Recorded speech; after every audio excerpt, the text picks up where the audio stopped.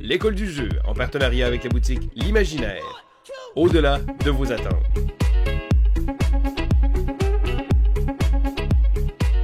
Bonjour mes joyeuses patates au beurre, c'est Vince de l'école du jeu, j'espère que vous allez bien et bienvenue dans mon quoi 9 de juin 2021. Bon, là j'ai triché un petit peu, là on est le 6 juillet, si vous écoutez au moment de la vidéo le temps qu'elle sorte, je vais ajouter la première semaine du mois de juillet là-dedans parce que je fais comme ça. J'aimerais d'abord vous remercier d'être ici. C'est une vidéo dans laquelle je vais vous présenter, dans le fond, les différents jeux que j'ai joués pour le mois de juin. J'essaie une nouvelle, je tente quelque chose de nouveau, donc plutôt que de simplement me filmer devant ma Kallax, puis de juste parler, je vais rajouter un soutien visuel grâce aux différentes images sur Board Game Geek ainsi que d'autres sites internet. Donc, laissez-moi un commentaire déjà là au départ si ça vous intéresse, si vous trouvez que le truc est intéressant. Puis si vous me dites, ben non, nous autres, ça ne dérange pas, là, mets-toi devant ta caméra, puis parle, puis mets pas d'image, c'est bien correct, vous me le direz aussi, il n'y a pas de problème. Donc, sans plus attendre, je vais commencer avec une expérience que j'ai vécue hier soir, avant hier soir, c'est-à-dire dimanche. Il s'agit de Alice is Missing. Donc, ce n'est pas un jeu de société à proprement dit, c'est davantage un RPG, donc un type genre Donjon Dragon, donc un jeu de rôle. Par contre, je l'incorpore dans mon quoi neuf puisque ça a été fait dans un contexte où est-ce que je pensais qu'on allait pas jouer à un jeu de société. Et j'ai été vraiment, vraiment surpris. Je dois avouer au départ que je suis un petit peu rentré dans l'expérience un petit peu avec une certaine réticence. Je me disais, tout d'abord, c'est un jeu que tu vas jouer au travers, dans le fond, des messages textes. Donc, on a fait une conversation Messenger et on a commencé à jouer de cette manière-là. Donc, déjà là, à la base, le fait que ça se passe sur Messenger, on vient de passer à travers un énorme temps de confinement. Ça me tente plus vraiment de jouer tant que ça sur Internet si je suis capable de pouvoir m'asseoir et de jouer avec des gens. Mais j'ai donné quand même une chance et j'ai été vraiment, vraiment surpris. En fait, Alice is Missing, dans le fond, ça nous narre ça nous donne une trame narrative de départ où est-ce que on a Alice qui est portée disparue dans une petite ville aux États-Unis qui, je ne crois pas, a été nécessairement mentionnée dans le lore, dans le contexte. Bref, le contexte, de toute façon, c'est aussi simple que ça. Alice est manquante, on ne sait pas où est-ce qu'elle est. Ça fait 3 jours qu'elle est portée disparue. Et donc, nous, en tant que tels, les joueurs incarneront différents personnages qui sont des amis, des proches, de la famille. Bref, quelqu'un qui a un lien précis avec Alice. Et ce que vous voyez présentement, en fait, c'est des images ce sont des images en fait que j'ai prises directement du site Hunters Entertainment qui nous proposait ce jeu-là.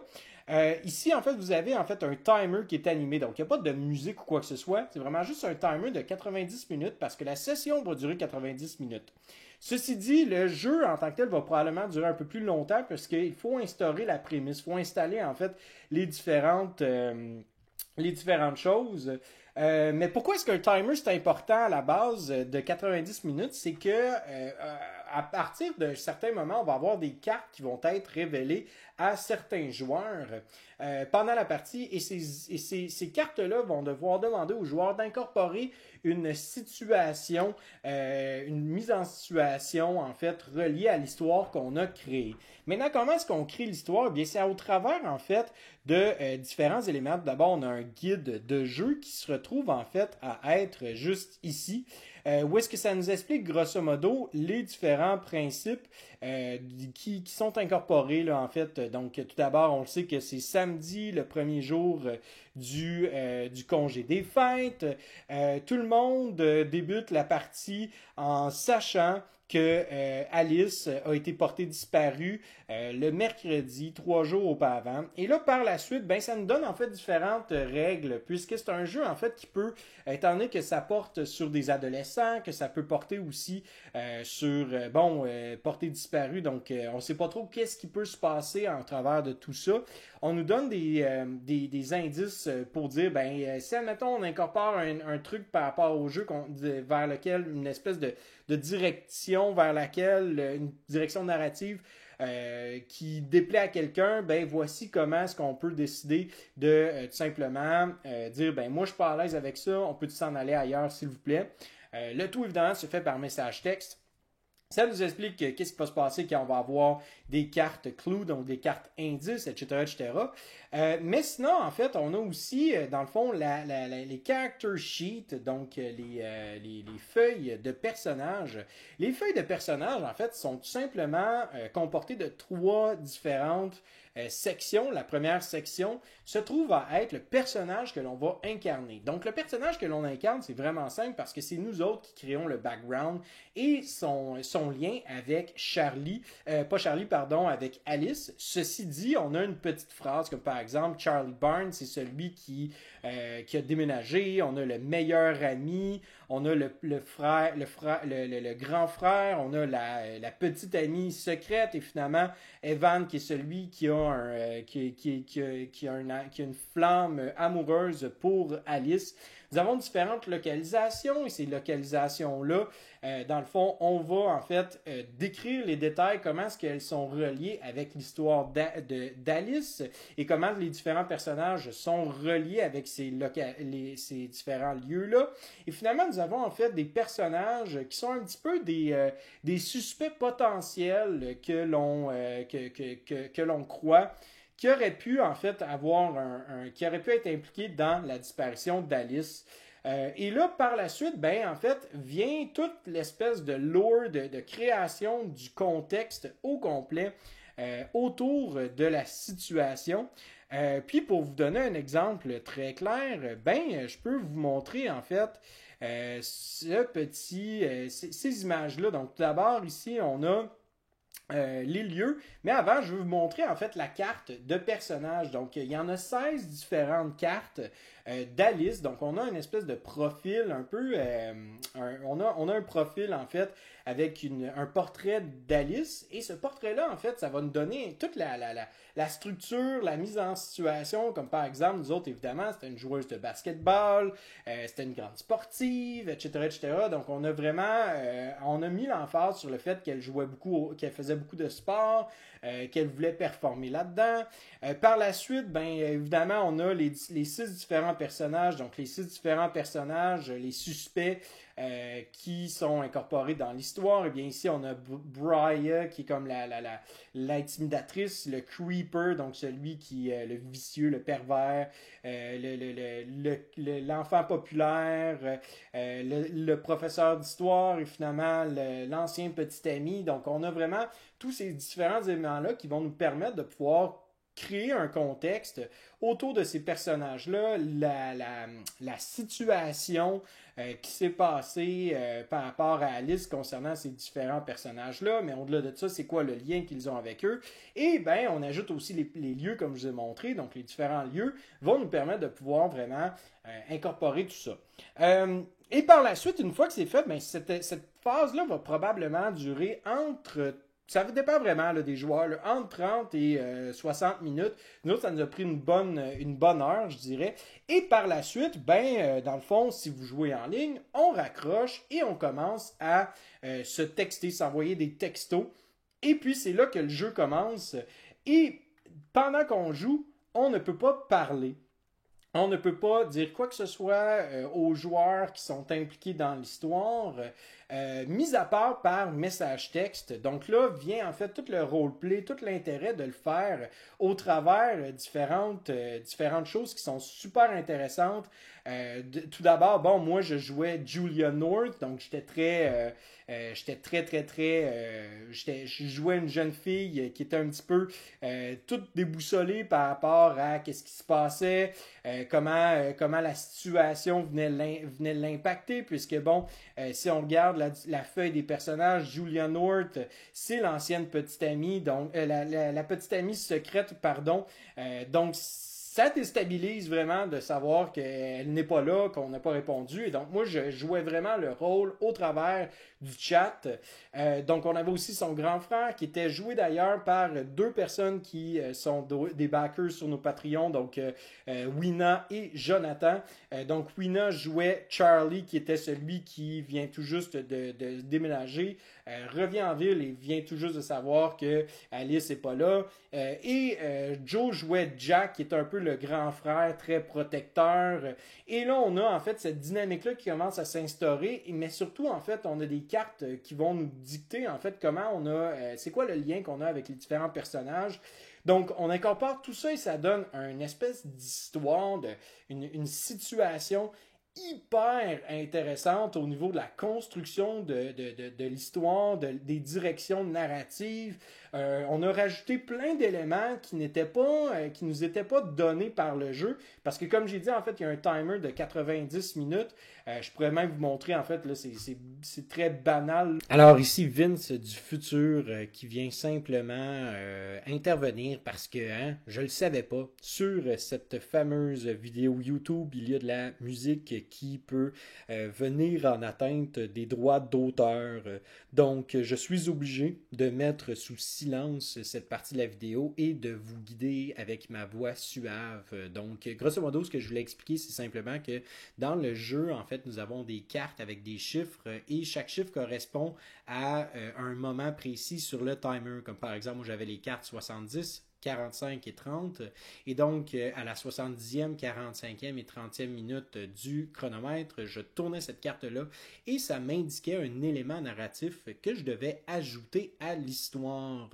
Évidemment, c'est un défi qui est plus au niveau de l'improvisation puis au niveau de la création d'une histoire cohérente qui se suit entre les différents éléments apportés par les autres joueurs. Donc, c'est plus à un niveau créatif que, mettons, optimisation, logique et rationnelle. Et ça amène vraiment quelque chose de génial parce qu'au final, on peut, oui, dans le fond, ajouter ces éléments-là au fur et à mesure de la partie, mais on peut aussi en ajouter d'autres quand on voit qu'il y a deux choses qui concordent super bien ensemble. On fait juste l'ajouter. Et ça, c'était vraiment, vraiment sublime de voir, de réaliser en fait qu'est-ce qui avait été ajouté de façon nécessaire, de façon juste directionnelle par le jeu et qu'est-ce qui a été ajouté par les joueurs. Ça a vraiment été un élément hyper intéressant, mais l'autre élément hyper intéressant, c'est qu'au travers du jeu, oui, on a ce timer-là, puis des fois, ça nous encourage à aller vite dans notre messagerie texte. Et c'est arrivé à quelques reprises que Wina a fait des fautes d'orthographe, donc il a fallu, en fait, évidemment, recommencer. Il a fallu qu'elle recommence, puis tout ça, puis donc je peux voir à quel point qu'à 5 joueurs, ça peut peut-être devenir problématique, et c'est correct et c'est parfait que ça l'arrive, parce que ça nous démontre, en fait, le côté un peu faillible de la communication par réseaux sociaux, et surtout, ben, on réalise que, attends un peu, moi, je suis devant mon écran d'ordinateur, je peux dire tout ce que je veux, je peux dire que je m'en vais dans une grange, je peux dire que je m'en vais à l'école, alors que je ne quitte jamais mon clavier, là. Donc là, ça, c'est une belle réflexion à avoir par rapport à tout ça. Puis par rapport à, OK, ben, c'est quoi l'impact, en fait, de cette communication-là qui est invisible? Est-ce que la personne de l'autre côté, elle nous dit toute la vérité? Est-ce que vraiment on peut lui faire confiance? C'est quoi le ton qu'elle utilise? C'est quoi la manière qu'elle veut nous exprimer ça?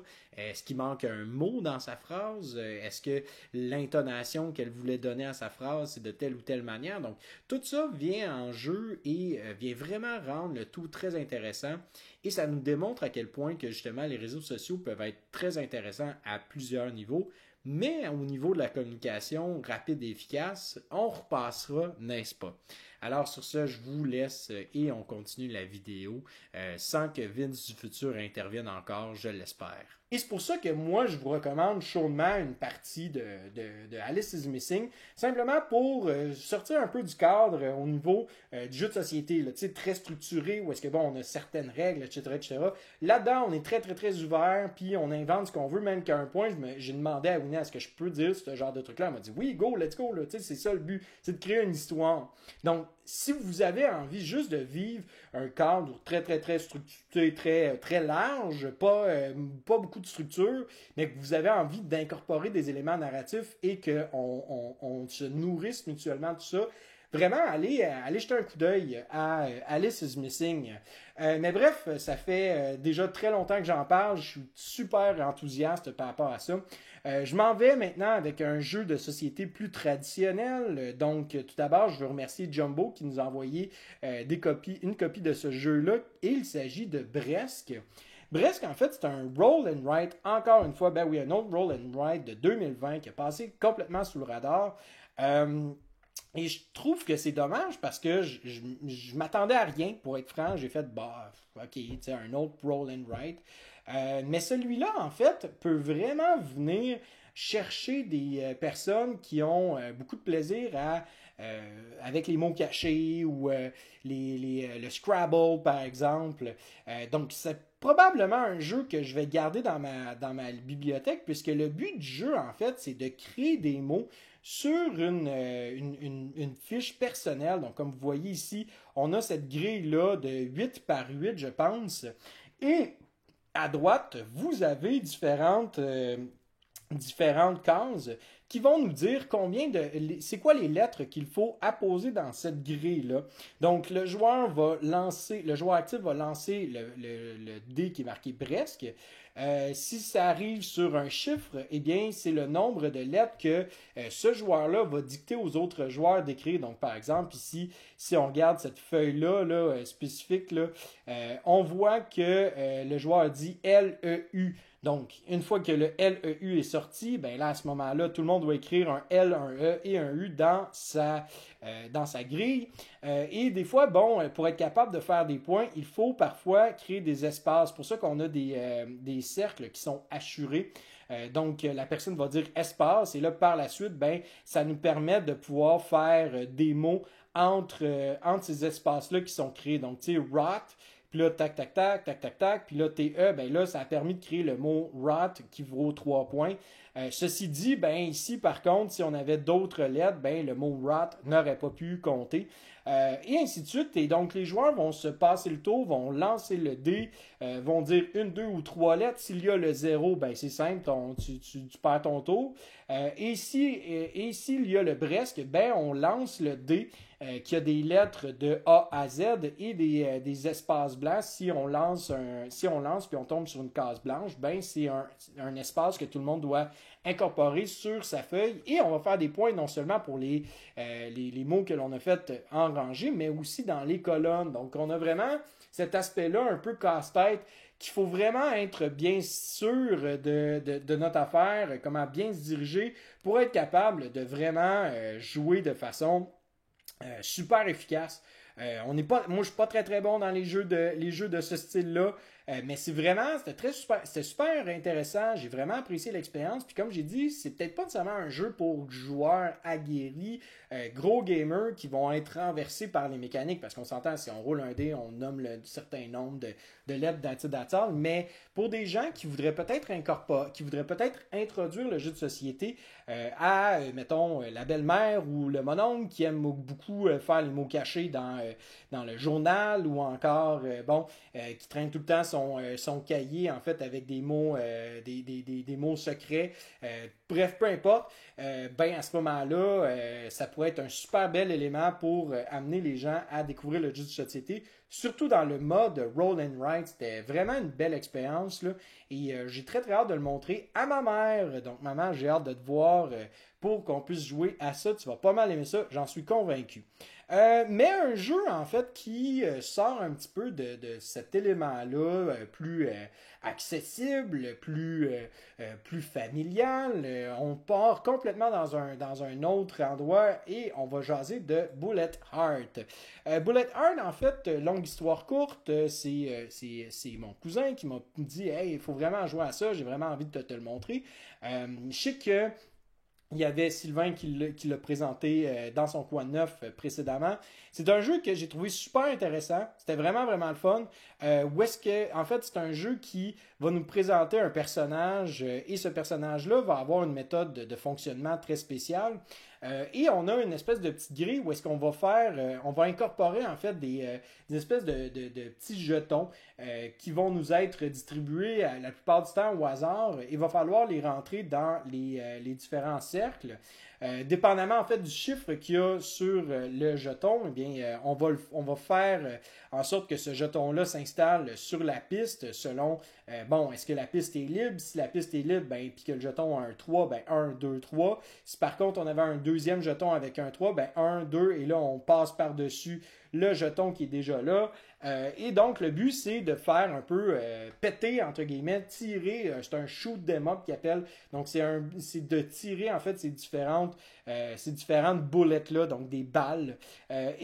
Chaque fois qu'on tire une balle, on la donne à notre adversaire, ce qui fait en sorte que plus qu'un adversaire reçoit de balles, plus qu'il doit les installer sur son plateau personnel et plus qu'il a de chances de perdre, puisque dès qu'une balle atteint la dernière case, eh bien à ce moment-là, ça s'en va dans sa ligne de vie et donc une fois que les quatre cœurs sont couverts par une boulette, eh bien à ce moment-là, le joueur perd la partie, il est éliminé. Si on joue à deux joueurs, ça termine en fait la partie, à moins que l'autre en même temps, pendant le même round, ne réussit pas à pouvoir gérer ses boulettes. Mais sinon, si on est à plusieurs joueurs, le joueur est éliminé et on continue jusqu'à temps qu'il n'y ait qu'un seul gagnant. Et on a en fait un artwork qui est quand même bien fait, là, somme toute. Ce que j'apprécie en fait du artwork, c'est que c'est pas nécessairement un artwork qui est dégradant nécessairement. On a le style manga qui est typique à Level 99 Games.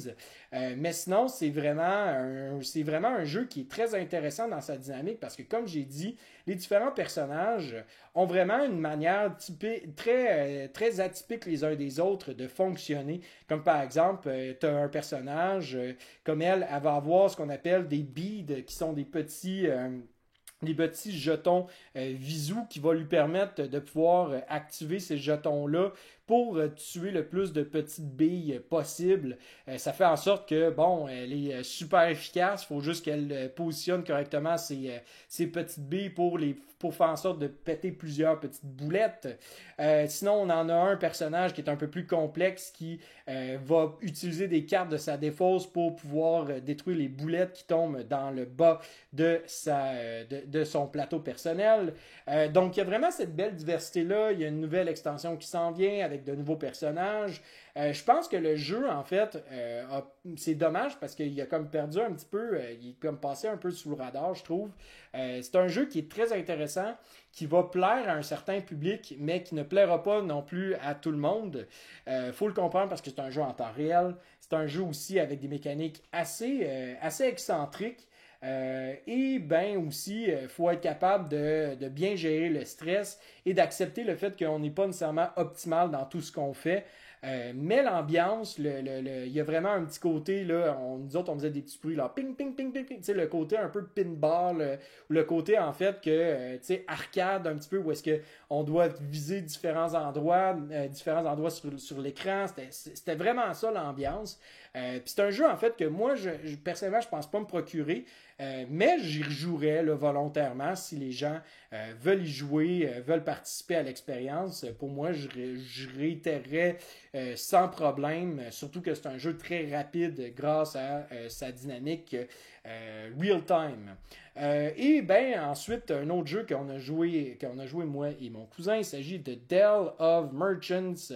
Dell of Merchants, en fait, il s'agit d'un deck building avec un aspect super intéressant au niveau de sa dynamique de jeu, puisque les joueurs doivent accumuler des cartes avec différents chiffres numérotés de 1 à 5 et doivent créer en fait des piles de vente, des piles de stock devant eux allant de 2 à 8 et ces piles-là doivent être composées des cartes de la même couleur.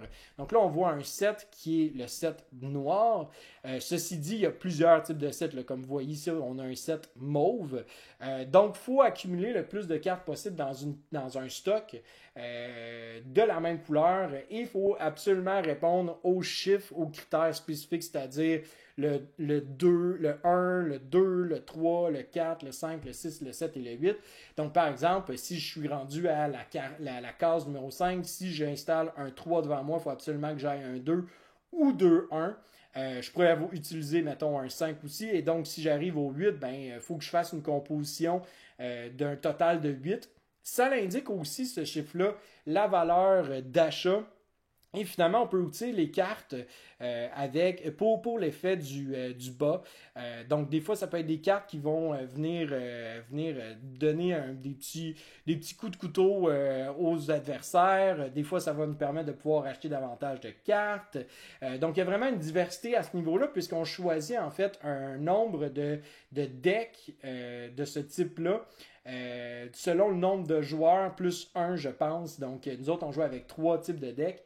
Mais on a joué nous autres avec la version, la Collectible. Donc, on avait vraiment une tonne et quart de différents decks de disponibles. On avait des pouvoirs spéciaux de personnages qui nous permettaient de rajouter en fait des éléments dans le jeu. On avait des cartes trappes que chaque fois qu'on pigeait, on pouvait la mettre dans la défausse de l'adversaire. Quand il la pigeait, il devait la révéler et immédiatement, moi, je pouvais faire l'effet de ma trappe, vice-versa. C'est vraiment, vraiment intéressant et dans sa diversité, dans sa variété, ça permet vraiment d'avoir une dynamique très distincte d'une partie à l'autre puisqu'on peut décider si l'on va ajouter des decks qui permettent de l'interaction ou non, cette interaction-là est négative. Si, dans le fond, on peut rajouter des decks aussi qui sont juste uniquement, ok, je fais des affaires, je fais les affaires du mien, de mon côté, puis après ça, advienne que pourra, celui qui gère mieux, le hasard et son deck gagneront. C'est un jeu, encore une fois, que moi, je serais super partant de réessayer.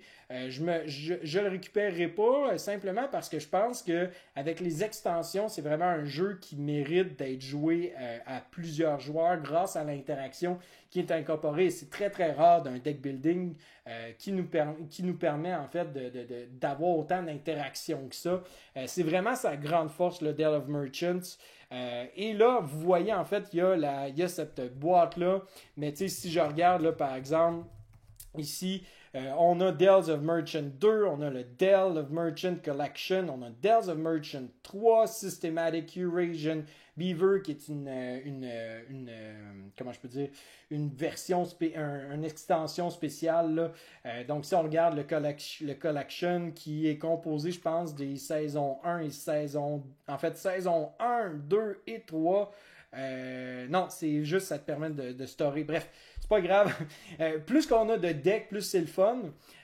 Puis je pense que, tu sais, l'avantage aussi, c'est qu'il joue entre 20 et 60 minutes. Donc, c'est une expérience qu'on peut finir la soirée avec. Il n'y a pas de problème. Un très, très beau deck building. Puis je pense qu'il va plaire à plusieurs personnes. D'ailleurs, il est maintenant disponible en français.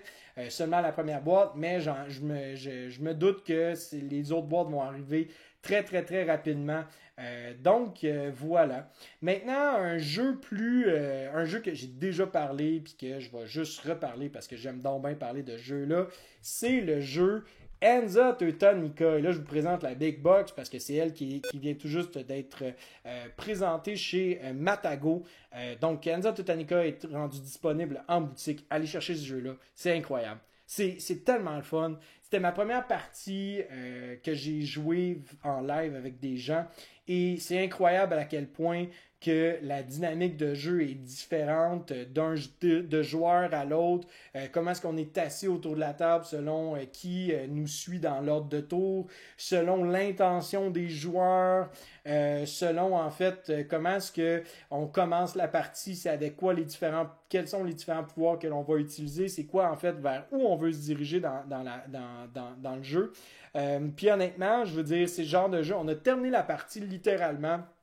Et on s'est tous dit, c'est le genre de jeu que je jouerais à chaque semaine pendant 1 an sans arrêt, dans le sens où est-ce qu'on se rencontrerait une fois par semaine, puis on joue à ce jeu-là pour découvrir et redécouvrir toutes les différentes stratégies. Puis là, dans la Big Box, on rajoute en fait des éléments là, vraiment, vraiment incroyables au niveau de l'interaction, au niveau de la variété de jeux. On rajoute des nouvelles cartes.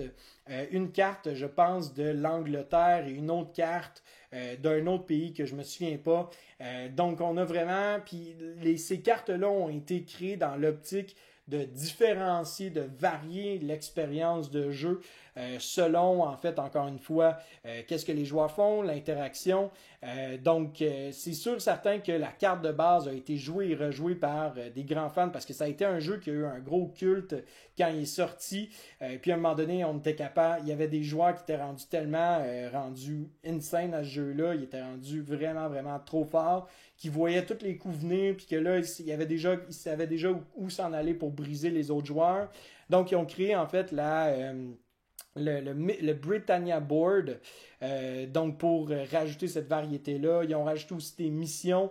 Donc, il y a vraiment, vraiment beaucoup de stock dans la boîte, dans la Big Box. Puis, honnêtement, la boîte est 50 $ canadiens. Je ne sais pas combien elle est chez vous, nos amis européens. Mais sérieusement, on vole littéralement l'industrie en achetant cette boîte-là avec autant de gameplay, autant de diversité, d'interaction, de richesse, de profondeur dans cette boîte-là pour 50 $. C'est du vol. Allez chercher ça tout de suite. C'est définitivement, probablement, dans mon top 3 des meilleurs jeux euro à vie. Faut aimer l'interaction, par contre, je vous le dis. Un autre jeu qu'il faut aimer l'interaction et qui ne fera pas l'unanimité chez beaucoup de gens, il s'agit de Imperial Struggle. Alors Imperial Struggle, c'est un jeu qui est le successeur spirituel de Twilight Struggle. J'en ai déjà parlé sur la chaîne. Ceci dit, on a rejoué parce qu'on s'était dit, hey, pourquoi est-ce qu'on joue pas au même jeu? J'étais avec mon ami Pierre Poisson et on s'est dit, pourquoi est-ce qu'on rejoue pas au même jeu? Ce serait fun de jouer au même jeu. Puis lui a dit, ben, moi, ça fait plein de fois que je te dis, je veux rejouer à Imperial Struggle. Sortons Imperial Struggle. Donc, on s'est organisé une partie de ça. Et vraiment, là, c'est magique comme jeu. C'est sublime. C'est un chef-d'œuvre, un casse-tête incroyable. Et c'est probablement le jeu euro qui, je crois, pourrait plaire à plusieurs... pas le jeu euro, mais un wargame qui pourrait plaire à plusieurs amants de jeux euro. Puisque... plutôt que d'avoir tout le temps cet aspect-là de Twilight Struggle, de renversement, de take that, puis tout ça, il y a du take that dans le jeu, je l'admets, mais il y a beaucoup de planification à long terme. Puisqu'on va en fait vraiment jouer sur 4 différents territoires. Et la carte semble très complexe. Elle l'est, mais une fois qu'on joue, on s'habitue quand même assez rapidement, puisque, bon, ça a l'air très intimidant, mais au final, ici, on a juste une partie du monde qui est l'Amérique du Nord. Ici, on a les Caraïbes. On a ici l'Europe et finalement, on a l'Inde. Donc, ici, en fait, c'est vraiment juste une game, on va dire une game politique où est-ce que la plupart en fait, toutes les actions qui vont être impliquées en Europe seront des actions politiques que l'on appelle, alors que les 3 autres fronts seront principalement soit des actions, en fait, de conquête militaire ou de marché. Donc, comme vous pouvez voir, en fait, là, si je peux en fait aller un petit peu plus loin, un plus proche, vous voyez ici, il y a différents marchés. Donc, ces marchés-là, c'est par exemple ici en Amérique du Nord, c'est la fourrure et le poisson. Et puis, ben, ça va nous donner en fait une demande globale. Et donc, il va y avoir trois différents types de ressources qui seront dans la demande globale et le joueur ayant la majorité dans la ressource correspondante obtiendra un bonus selon la partie, dans le moment dans lequel on est rendu dans la partie. Si je peux me permettre d'aller plus bas, justement, on a en fait cette piste de tours-là qui est divisée en 6 tours. Et entre chaque tour de chacune des différentes étapes, eh bien, on a des guerres, en fait, qui va nous ramener en fait à des plateaux de guerre. Et ces guerres-là, en fait, c'est une genre de guerre où est-ce qu'on va placer des petits jetons face cachée et on va essayer de miser le plus de force possible pour gagner ce théâtre de guerre-là. Et on va gagner en fait des bonus selon où est-ce qu'on est installé, selon qui contrôle tel territoire. Donc ici, par exemple, on a la Révolution américaine, on ferait le décompte des points.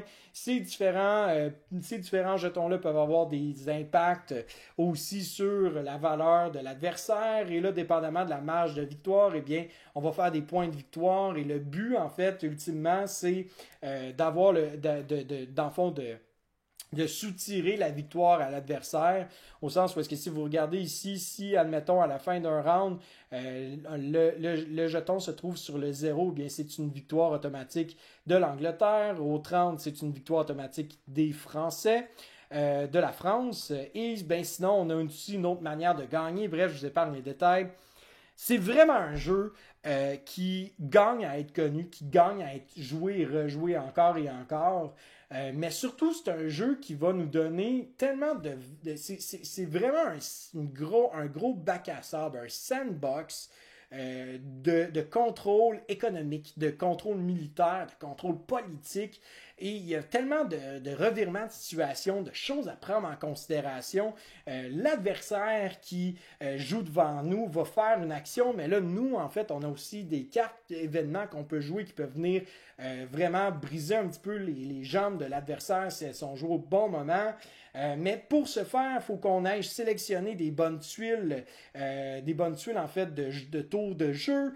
Mais pour ça, est-ce qu'on est prêt à perdre des points? C'est une fameuse tuile qui va nous donner des points de marché en surplus. Bref, il y a tellement de... C'est vraiment un gros casse-tête, super intéressant, super large, qui mérite vraiment d'être joué et rejoué, comme je l'ai dit. Il y a vraiment une belle dynamique par rapport à ça.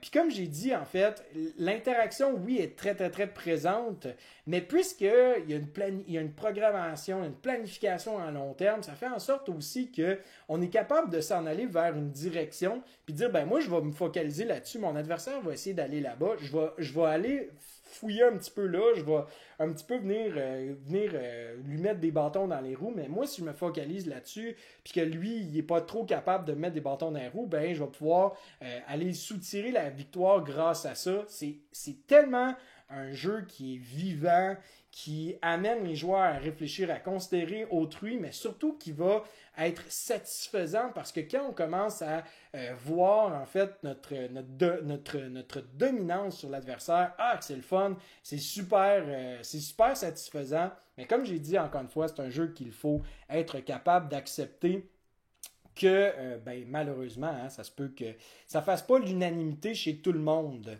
Et la raison pour laquelle on avait joué à ce jeu-là, c'était simplement parce que on avait joué précédemment à Star Trek Frontiers, qui est une espèce de réimplémentation, un reskin de Mage Knight dans l'univers de Star Trek. Et moi, j'étais très curieux parce que j'avais entendu dire qu'il y avait vraiment plein de différences, puis de ça, puis etc. Mais j'ai été vraiment déçu de réaliser qu'au final, les différences sont tellement mineures que on prend un ou on prend l'autre.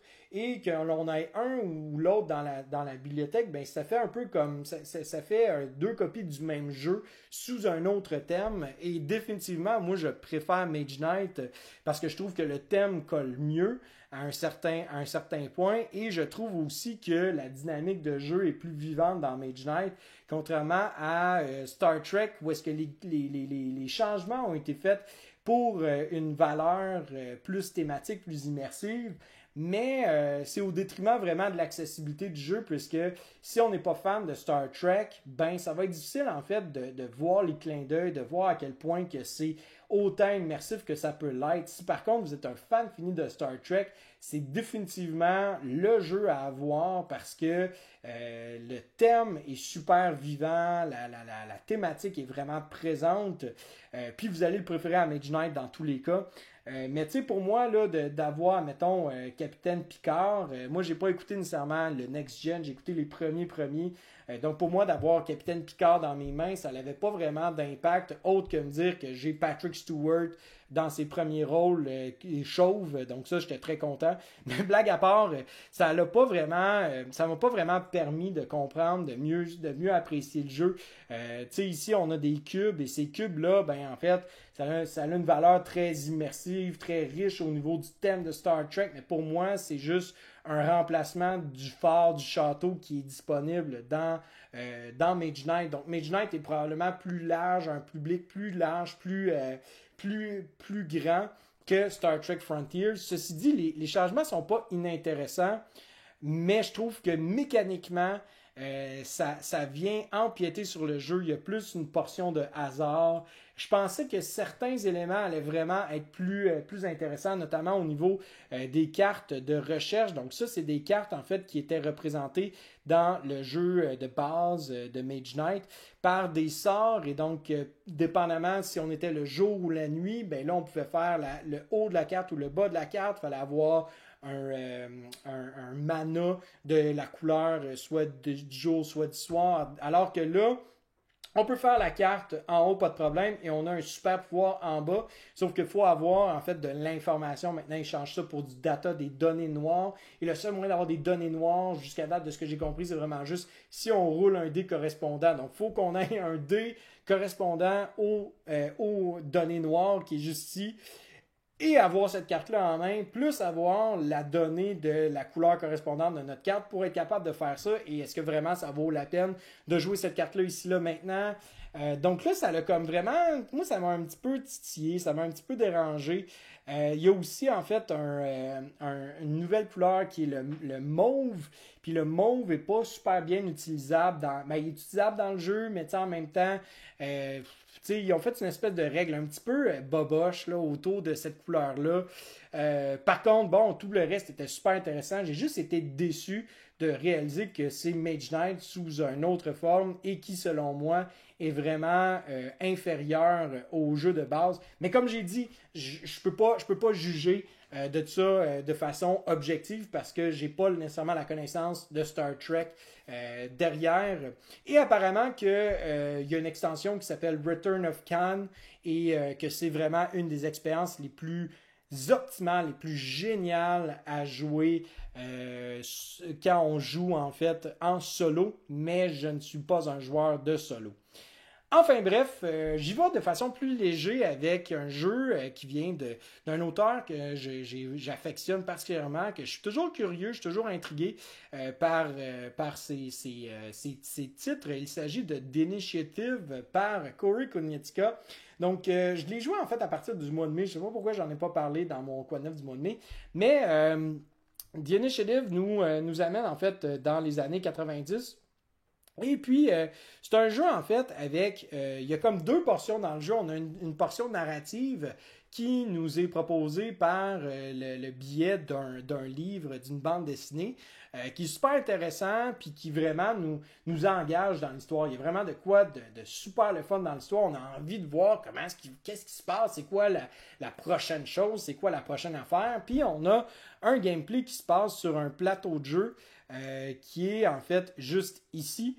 Et c'est simple, on doit juste simplement défausser des cartes d'un certain nombre pour être capable de faire l'action. Et donc, la prochaine personne qui ferait l'action qui veut faire l'action, par exemple, de se déplacer, doit poser une carte avec un chiffre plus élevé. Et cette portion-là, sérieusement, est pas très intéressante, là, est pas vraiment... c'est très bof, je vais l'avouer, là, je trouve pas qu'il y a de quoi de super agréable. Mais la raison pour laquelle on se déplace et qu'on fait cette portion-là, c'est parce que chaque mission nous demande en fait de découvrir des codes secrets. Et les différentes, je vais juste revenir avec l'autre photo que je viens de... celle-là ici, en fait, les petits dossiers que vous pouvez voir là, juste ici, en fait, ça va nous donner des symboles. Et si les symboles que l'on découvre vont nous permettre de pouvoir, en fait, révéler un symbole comme ça, ben là après ça, on révèle, et là ça peut être un chiffre, ça peut être une lettre, et le but c'est de découvrir qu'est-ce que c'est. Et là, ça, c'est intéressant parce que des fois, quand on est comme, OK, ben, ça, c'est clairement ça, c'est clairement telle affaire, ça, c'est clairement telle affaire, ben là, on est capable de pouvoir faire, OK, on a fini cette portion-là, on révèle, et si on a raison, ben là, on s'en va à quelque part dans la bande dessinée, puis là, ça nous donne de l'information. Donc, tout ça est super intéressant, mais je pense que dans le fond, il y a beaucoup de joueurs qui ont été déçus parce que le jeu a été proposé comme un espèce de gros casse-tête débile, incroyable, vraiment dense, alors qu'au final, c'est vraiment juste un jeu très familial qui va nous rendre nostalgiques des années 90 un tout petit peu. Puis ben après ça, on passe à d'autres choses. Donc au niveau mécanique, c'est pas très engageant, c'est plus au niveau de la thématique de l'immersion. Mais encore là, faut aimer l'histoire. Puis ben Nancy, je joue avec Nancy principalement. Nancy, elle trouve ça correct sans plus ni moins parce que elle aime pas les jeux en fait de déduction ou d'énigmes. Puis elle est pas très très bonne, elle est pas très efficace là-dedans. Mais non seulement ça, ben la mécanique, ce qui se passe dans le jeu, c'est pas super attrayant non plus. Donc c'est un petit peu difficile pour elle d'apprécier pleinement le jeu. Moi, j'apprécie vraiment le côté immersif, le côté de l'histoire. Je suis très intéressé. Mais on est rendu pas loin de finir, puis je trouve que ça s'essouffle un petit peu. J'espère qu'il y a vraiment une twist intéressante qui va nous permettre de faire « Oh, OK, on donne un deuxième souffle à ce jeu-là. Parce qu'autrement, ben, tu sais, il y a des beaux avantages, comme c'est un jeu vraiment de campagne avec des games qui vont durer 30 à 45 minutes, donc c'est facile d'en enchaîner. Puis de voir qu'est-ce qui va se passer. Mais sinon, faut apprécier le style, définitivement. Un gros coup de cœur pour moi ce mois-ci, et là on parle de jeu simple. Celui-là, c'est super simple à l'os, mais oh wow, j'ai tellement aimé ça. C'est Spies and Lies, a Stratego Story. Ok, oubliez le Stratego. Regardez Don Eskridge. C'est qui Don Eskridge? Ben, je vais vous le montrer, c'est qui Don Eskridge. Il a fait des jeux incroyables. Résistance! C'est lui l'auteur derrière Résistance. Et je ne comprends pas pourquoi est-ce que ce jeu-là n'a pas moussé davantage à cause de l'auteur. Mais il réussit à intégrer quelque chose dans Résistance, c'est-à-dire la déduction sociale, le bluff, le fait qu'il faut deviner, il faut essayer d'aller voir, de déduire pourquoi est-ce que telle personne fait telle chose, puis réussir à l'intégrer dans un jeu à 2 joueurs qui est incroyable parce que j'ai joué en fait plusieurs parties, j'ai joué avec différents joueurs et les parties sont tellement différentes d'un joueur à l'autre. J'ai joué avec mon cousin justement où est-ce que mon cousin réussissait vraiment à me soutirer à soutirer de l'information de moi. Moi, j'étais pas capable de le lire du tout parce que des fois, il faisait des trucs sans s'en rendre compte qu'il se rendait pas compte qu'il ne pouvait pas faire l'action optimale, mais c'est pas grave, il réussissait quand même à aller chercher le plus possible de son coup. Puis j'ai joué avec Nancy, que Nancy, elle a juste décidé de faire le troll, puis que c'était comme super difficile. Et j'ai joué aussi avec mon ami Pierre, qui là vraiment, on faisait vraiment les coups optimaux, puis on devinait tout le temps. Parce que le jeu, en fait, se déroule de façon très très simple. Il se passe sur 3 rounds, sur 3 manches. Et à chaque manche, en fait, on va avoir 10 cartes dans nos mains qui vont nous dicter, en fait, des personnages. Et ces personnages-là ont tous un effet différent. On va placer ces cartes-là, en fait, de façon ascendante, c'est-à-dire du plus petit chiffre au plus haut chiffre. Dans le plus petit chiffre, dans le 1, le deuxième plus petit chiffre, ouais, le plus grand chiffre, 2, 3, 4. Et on les place face cachée. Et à tour de rôle, on doit tenter de déduire quelle est la carte que le joueur a placée sur son 1. Et pour ce faire, ben, on a en fait différentes informations. D'abord, on a des cartes qui seront épuisées, qu'on appelle. Donc, c'est une défausse. C'est une carte qui est impossible pour le joueur de jouer à ce moment-là. Donc, on le sait que, par exemple, le bleu ne pourra pas jouer son 4. On a aussi un indice par rapport à les cartes ici qui vont nous dire, ben ici présentement, là, le 4, le 5, le 6 et le 7, les joueurs doivent déposer un jeton de reconnaissance sur les différentes missions où est-ce qu'on va avoir un personnage de ce type-là. Donc là, présentement, le 5 et le 7 ont des jetons de reconnaissance parce qu'ils concordent avec le chiffre qui est là. Ici, on a le 4 et le 6, puisqu'on a des jetons de reconnaissance, encore une fois, qui sont là.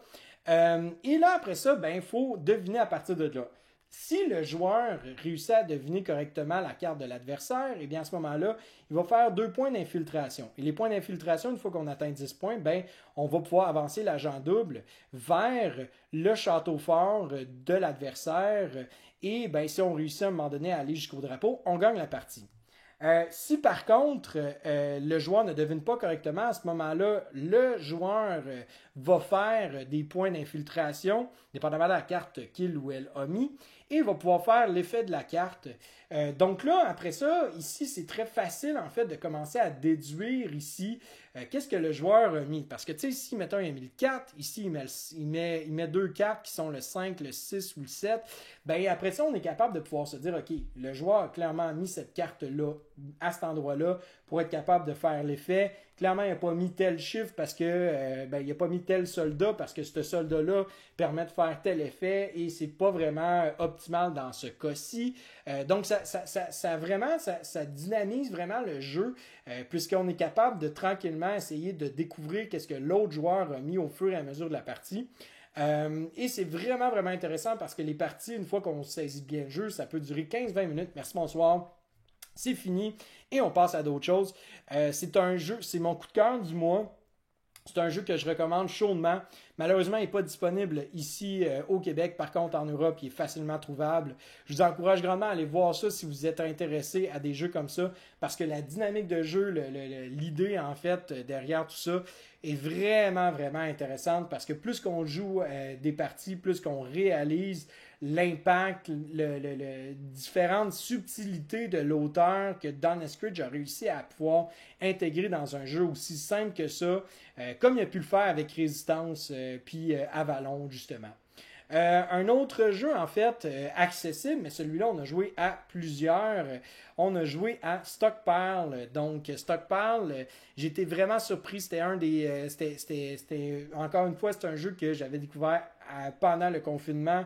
Et là, présentement, on est en déconfinement ici au Québec, on a pu y jouer. Et ah là là, que c'est le fun. C'est pas un jeu qui est, pas un jeu qui est compliqué. C'est pas un jeu qui est fait pour des grands joueurs aguerris qui veulent avoir une expérience au niveau des gestions de ressources de façon grandiose. C'est vraiment un jeu d'introduction de stock market, de marché, de marché là, à sa plus simple forme, et c'est bon, c'est délicieux, c'est vraiment, vraiment le fun, la dynamique de jeu, encore une fois, beaucoup de subtilités qui ne sont pas dites dans les règles, et ça, parfois, les joueurs peuvent avoir de la difficulté à saisir ça, ce qui est tout à fait normal, parce que des fois, on y va avec selon l'évidence même, on est habitué de se faire dicter quoi faire, quoi ne pas faire dans les règles, et on est capable de comprendre qu'est-ce qui nous donne des points, puis qu'est-ce qu'on doit faire de façon optimale. Mais dans celui-là, en fait, il y a une partie de déduction, il y a une partie de bluff aussi, il y a une partie où est-ce que on essaie de venir intervenir, de créer des situations chez d'autres joueurs pour qu'ils puissent faire un faux mouvement, puis que nous, on puisse l'optimiser, qu'on puisse en bénéficier de tout cela. C'est vraiment un jeu superbe, Stockpile.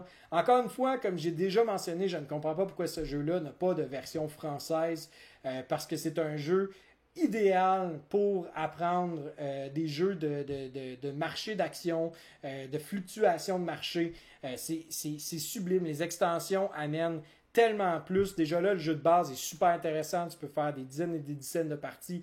Et là, on rajoute l'extension, ce qui ramène un dynamisme incroyable au jeu.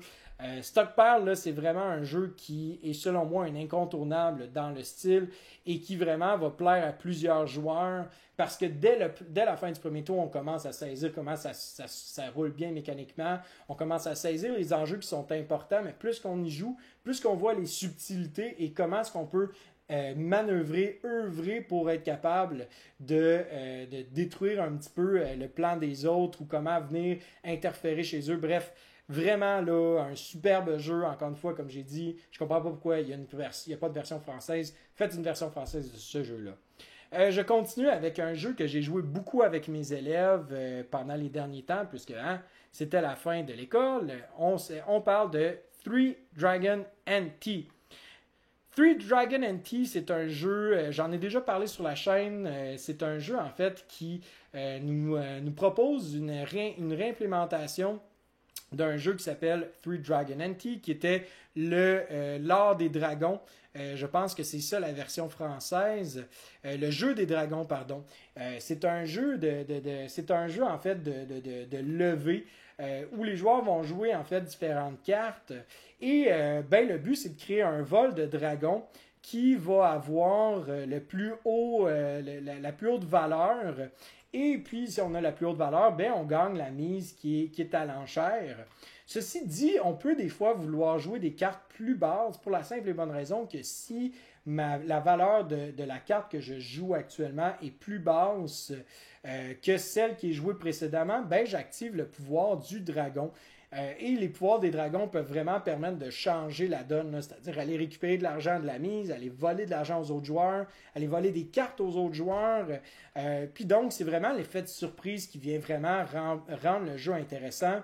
Dans la version que je vous ai montrée, la version Deluxe, il y a en fait 30 cartes qui sont des cartes uniques. On va en rajouter 10 dans le paquet et il y a différentes manières de pouvoir les intégrer dans le paquet. Il y a vraiment, c'est ça, c'est super diversifié ce jeu-là. On a joué vraiment à plusieurs reprises parce qu'il y a un style, c'est vraiment dans l'ambiance du poker. Puis mes élèves ont beaucoup aimé l'expérience. Moi, j'aime beaucoup ce jeu-là. C'est le genre de jeu bière et pretzel que je pourrais appeler, qui est vraiment sublime. Et qui va avoir une version française très bientôt de l'édition légendaire. Donc, allez voir ça, allez voir, je vais probablement faire une vidéo sur le jeu en expliquant les règles très bientôt. C'est vraiment un très bon jeu.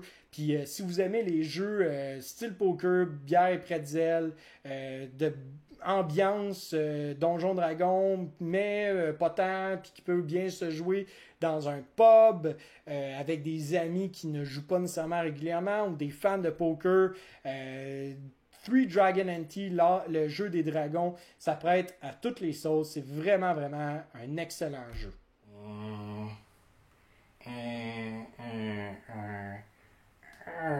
Où sommes-nous?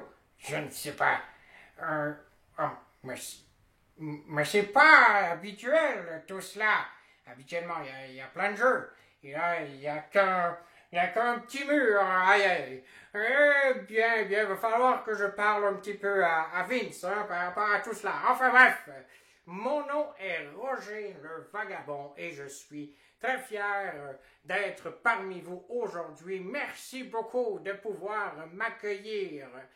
Mais maintenant, je veux vous remercier encore une fois, vous, chers Patreons, comme d'habitude, pour votre contribution au Patreon de l'École du jeu. Alors, maintenant, nous allons remercier tous ces gens qui nous supportent sur Patreon.